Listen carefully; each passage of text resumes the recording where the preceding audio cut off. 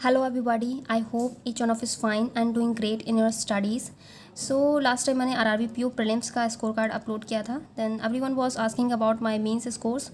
So this is my mains score card of RRB PU 2020 and मेरा exam 13 जनवरी को था morning shift में.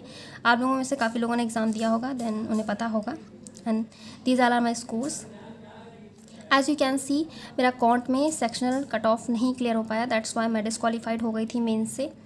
And जो लोग मेंस देते हैं, जिन्होंने दे रखा है, उन्हें पता होगा कि आपके मेंस के मार्क्स आरआरबी के किस बेसिस पे काउंट होते हैं. लाइक रीजनिंग एंड कॉन्ट आपका 50-50 मार्क्स का होता है 40 क्वेश्चन से.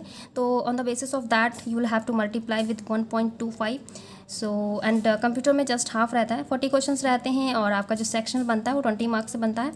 सो एंड जो रिमेनिंग सेक्शन है आपके एज इट इज़ रहते हैं. तो रीजनिंग में मेरा जो मार्क्स बन रहा है वो 37.50, कंप्यूटर में 11.125, जनरल अवेयरनेस में 15.75 है एंड इंग्लिश में 27. सो एंड कॉन्ट में 3.75. सो ओवरऑल मेरे मार्क्स जो बन रहे हैं वो 95.125 समथिंग थे. So that's all about the score card everyone. And now मैं बताती हूँ कि मैंने मिस्टेक क्या की थी. एक्चुअली मिस्टेक नहीं, वो ब्लंडर था मेरे लिए.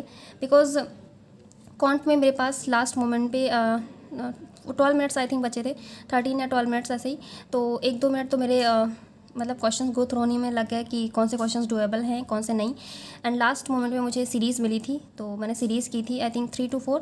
तो वो तो बिल्कुल सही थी. एंड उसके बाद जो मैंने क्वेश्चन सेलेक्ट किए वो मैंने डेटा सफिशेंसी के सेलेक्ट किए थे. तो वही मैंने स्टूपिडिटी की. बिकॉज अगर किसी सेक्शन में आप एवरेज हो, आप स्ट्रॉन्ग नहीं हो, तो आपको ऐसे क्वेश्चंस नहीं पिक करने चाहिए जिसमें आप श्योर ना हो. एंड डेटा सफिशेंसी हमारा ऐसा टॉपिक है कि समटाइम्स हम कंफ्यूज हो जाते हैं. मतलब हम आंसर कुछ और निकालते हैं एंड जो सोल्यूशन होता है वो कुछ और ही होता है. तो उसी में मेरा रॉन्ग हो गया, दैट्स वाई इतने सारे नेगेटिव हो गए.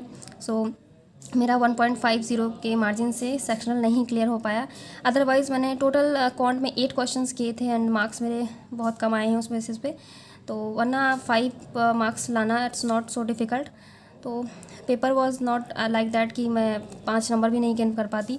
बट मैंने ब्लंडर कर दिया कि मेरा जो क्वेश्चन को सिलेक्ट करने का वे था वो ठीक नहीं था.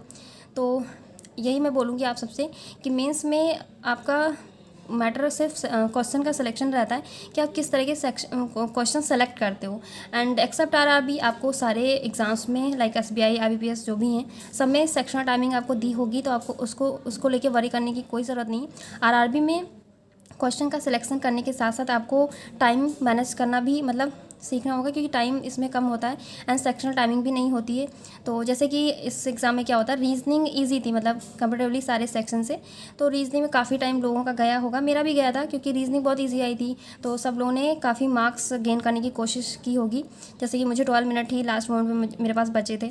तो ऑब्वियसली मतलब सारा टाइम मेरा समझ लीजिए रीजनिंग में ही चला गया. तो पहले आप लोग जिसमें सेक्शनल कट ऑफ दे रखा है जैसे, तो पहले आप अपना सेक्शनल सिक्योर कर लीजिए. देन उसके बाद आप जिस भी सेक्शन में स्ट्रांग हो उससे आप ओवरऑल मार्क्स मतलब अपने गेन करने की कोशिश कीजिए, जिससे आपका सेक्शनल भी क्लियर हो जाए एंड ओवरऑल मार्क्स भी आपके बहुत अच्छे हैं.